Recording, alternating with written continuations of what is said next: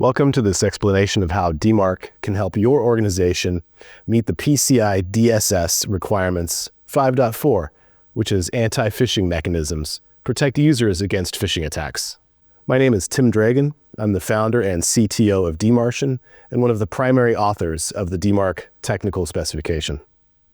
5.4 contains a single defined approach requirement, 5.4.1, which requires that processes and automated mechanisms are in place to detect and protect personnel against phishing attacks, with an allowed customized approach objective of mechanisms are in place to protect and mitigate risk posed by phishing attacks. To place this into context, requirement 5.4 is the fourth of four sub-requirements of requirement 5, which is protect all systems and networks from malicious software. The overview of requirement 5 explicitly notes that malware can enter the network during many business-approved activities, including employee email, for example, via phishing. During this explanation, I'll show, first, that emails roll in online attacks that can result in the installation of malicious software, among other bad results. 2, the traditional email security model that exposes people to the worst kinds of impersonation attacks. 3, the introduction of DMARC, which replaces the traditional email security model with a foundation of stable domain-level identifiers that limits people's exposure to the worst kinds of impersonation attacks. 4, how DMARC works, by building upon the widely available standards-based technologies of SPF and DKIM, adding a layer of domain-level feedback and providing domain-level controls over who is authorized to send email at the domain level. 5, how to deploy DMARC within an organization, not only to meet the requirements of 5.4.1, but to establish a defensible risk mitigation control that can be replicated among business partners and supply chains to further mitigate email-based risk. 6, upon successful deployment of DMARC, how personnel systems can be configured to limit the number of occasions personnel have to evaluate the veracity of a communication. First, this section describes the role email plays in online attacks. Email has long been recognized as the #1 attack vector for online attacks. More than 16 billion overall reported internet crime losses in 2024, a 33% increase in losses from 2023.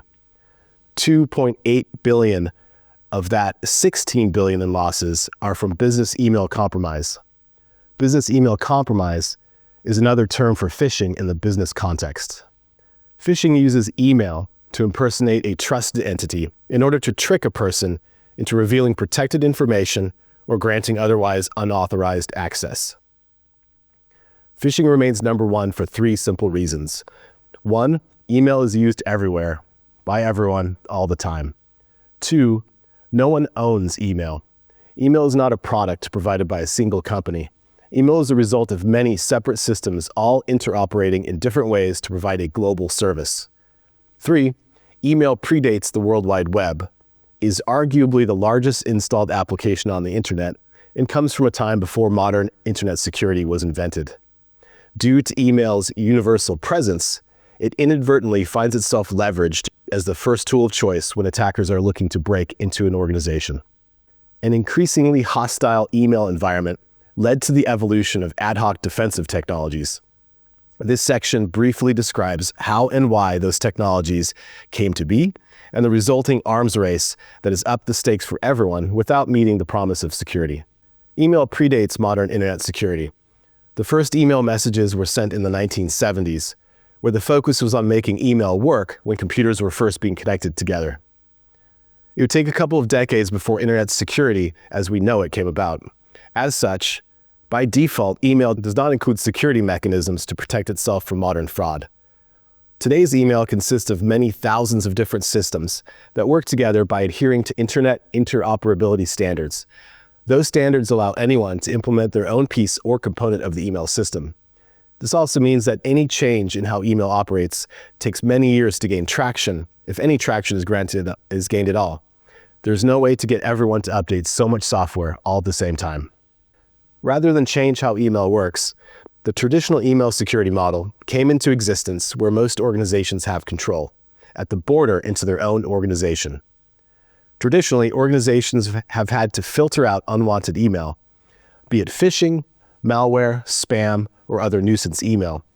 Security companies were able to invent technology and sell products that filtered out substantial amounts of unwanted email. Fundamentally, though, the security model of filtering out unwanted email is flawed. Despite blocking substantial amounts of unwanted email, the best filtering technology still breaks down in two distinct ways. First, when pattern detecting machines have to deal with a new pattern, and second, when fraudulent email looks too similar to legitimate email for machines to make a definitive decision regarding the legitimacy of an email. The most visible symptom of the flaw is the ubiquitous spam folder. When machines cannot tell between fraudulent email that looks legitimate and legitimate email that has a whiff of fraudulence, the machines place such email into a spam folder. The security company cannot afford to accidentally block legitimate email, and so the workaround is the spam folder. Worse, bad actors treat this situation like a game where solving the puzzle of getting through filters leads to big payoffs. Tools like AI make it easier for bad actors to both play and win. The result of this security model is that real people largely do not have to deal with a massive amount of unwanted email. However, the resulting malicious email that gets through ends up in an inbox or a spam folder where real humans have to figure out if what they're looking at is legitimate and poorly worded or extremely dangerous. Due to the numbers involved, even if 1 out of 100,000 malicious emails end up in a spam folder, chances are a real human will be deceived by an email that managed to get through cutting-edge filtering technology, or what was considered cutting-edge when the technology was originally procured. The net is that email remains the number one attack vector, despite decades of investment in the traditional email security's assumption that if bad stuff can be filtered out, what remains could be assumed to be good. To correct this fundamental flaw of assumption, the DMARC security model implements zero-trust architectural concepts within the world of email communications.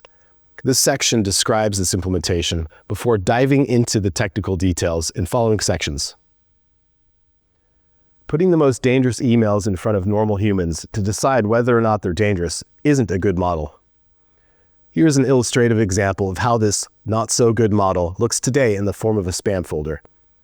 Legitimate but unwanted email is highlighted at the top in green. Illegitimate and harmful email is highlighted in red towards the bottom. At the right is our model human who is forced to think a bit too deeply on whether or not something on this screen leads to a catastrophic event. Instead of assuming that all email is legitimate and then attempting to filter out unwanted email, the DMARC security model requires email to be legitimized by authenticating back to the email's sending internet domain. In this way, the DMARC security model filters in legitimate email. As an analogy, here we have a security professional gaining access to a retail resource. The queued people are waiting to be granted access. To flip the email security model on its head, DMARC introduces a foundation of stable, domain-level identifiers that are associated with email. These stable identifiers allow email operators to build protections at the machine level so that people do not need to be confronted with spam folders full of extremely dangerous email mixed in with spammy-looking legitimate mail. In our retail resource example, domains are assigned to the waiting people. Security then inspects the domain when deciding to grant access. When the DMARC security model is put into place, organizations that send DMARC-compliant email can immediately put in place controls to protect personnel from bad actors that pretend to be fellow colleagues. As vendors and supply chains send DMARC-compliant email, organizations can add further controls to create protected channels of email communications that take human guesswork out of determining legitimacy. In our example, legitimate and trustworthy domains like dmarcian.com are accepted, whereas unwanted domains that are intended to trick people, like the misspelled Gmail and Hotmail, are refused. A high-level description of how DMARC works is next, followed by how to deploy the technology within an organization for full effectiveness. DMARC is an interoperability standard introduced in 2012 that describes how email operators can send and receive email so that email can be easily and reliably linked to an internet domain. Specifically, DMARC sits on top of existing standards-based technologies of SPF and DKIM. SPF stands for Sender Policy Framework and was originally invented in the early 2000s as a way for email operators to identify themselves and their sending infrastructure when transmitting email between internet servers. At the time, email operators were dealing with blowback from bad actors who were spoofing operators. By publishing SPF records in the domain name system, essentially lists of servers authorized to send on behalf of the operator's domain, receivers could easily check to see if the email they were asked to accept actually came from a legitimate operator. SPF worked well, but suffered over time from neglected server lists and general confusion in terms of how email actually gets delivered across the internet. DKIM stands for Domain Keys Identified Mail and came about in the late 2000s as a way to attach a digital signature to an email using public key cryptography. A DKIM signature associates an email with the internet domain of the entity that attached the signature. DKIM signatures are resistant to tampering. DKIM works well, but suffers from inconsistent adoption as signatures are attached by sending email servers, and an organization usually has many of those operated without central administration, for example, by IT staff, external vendors, and SaaS applications. DMARC relies on these two technologies to create a link between an email and an internet domain. The link is based off the domain found in an email's from header. For resilience purposes, organizations strive to put both technologies into place, although having either SPF or DKIM is good enough to send DMARC-compliant email. To solve problems related to consistency, DMARC provides feedback loops to internet domain owners from the perspective of email receivers regarding how the organization's domain appear within their own email processing. When combined, these feedback loops contain enough information to paint a comprehensive picture that organizations can use to identify all legitimate sources of their own email. Provided with this feedback-based picture, organizations then put into place SPF and DKIM to bring all legitimate email into compliance with DMARC. When the work is done, the organization can then inform the internet using DMARC's policy mechanism that all organizational email is compliant with DMARC, and that any non-compliant email that pretends to be from the organization is to be rejected. DMARC is implemented using text-based entries within the domain name system. DMARC records are relatively simple in format, but powerful in the control they provide to an organization over how their domains can be used in email. On the screen are 3 sample DMARC records showing different combinations of policy and where feedback data is to be sent. When the 3 ingredients of DMARC are combined, the link between email and an internet domain, feedback loops, and the policy mechanism, the result is an effective risk mitigation control that serves 2 purposes. The first is to block exact domain phishing attacks. The second is to provide stable domain-level identifiers that act as the foundation for the DMARC security model. In this section, guidance is provided on how to deploy DMARC within an organization so as to fully gain the benefits while meeting the requirements of PCI DSS 5.4.1. The DMARC interoperability standard supplies the basis for protecting and legitimizing email at the level of internet domains. Organizations should be aware that tooling is required to process and analyze DMARC's feedback loops, and that many external services and open source tools are available to do so. In order to convert the DMARC technology into a proper, comprehensive risk management control, the following steps should be taken. First, compile a catalog of all internet domains owned by the organization, even if domains are not used in email. Second, use DMARC's feedback loops to collect DMARC data across the entire domain catalog. Third, based on the collected DMARC data, identify legitimate infrastructure that sends on behalf of the organization. Often, a single piece of infrastructure will send email using multiple organization domains. 4, work to bring all legitimate infrastructure to send DMARC-compliant email.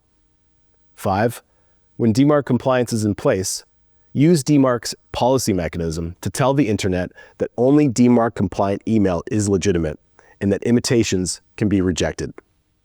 How this works is implemented depends on the topology and management structure of the organization.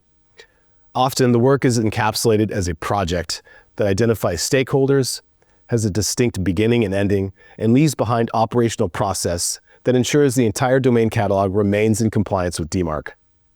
That operational process includes required ongoing monitoring that changes the one-time work into a defensible risk mitigation control.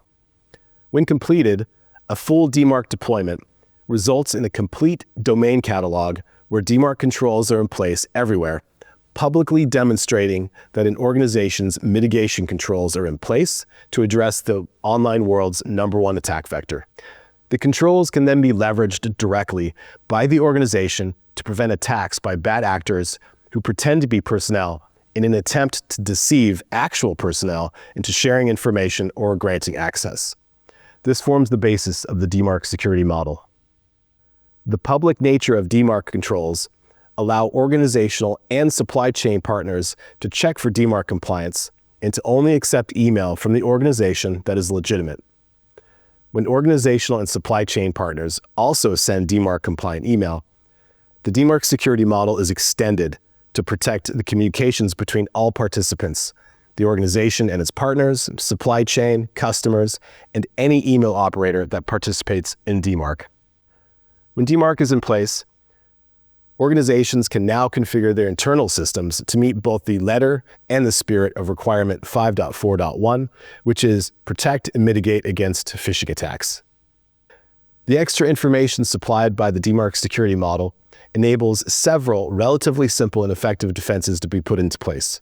For example, prepending subject lines of email from outside the organization with an external tag to flag personnel to pay special attention, or by blocking non-compliant email from DMARC compliant partners and supply chains. Additionally, configuring email clients to disallow loading of remote content unless email is DMARC compliant and from a known partner. Lastly, by automatically stripping attachments from email unless email is DMARC compliant and from a known partner.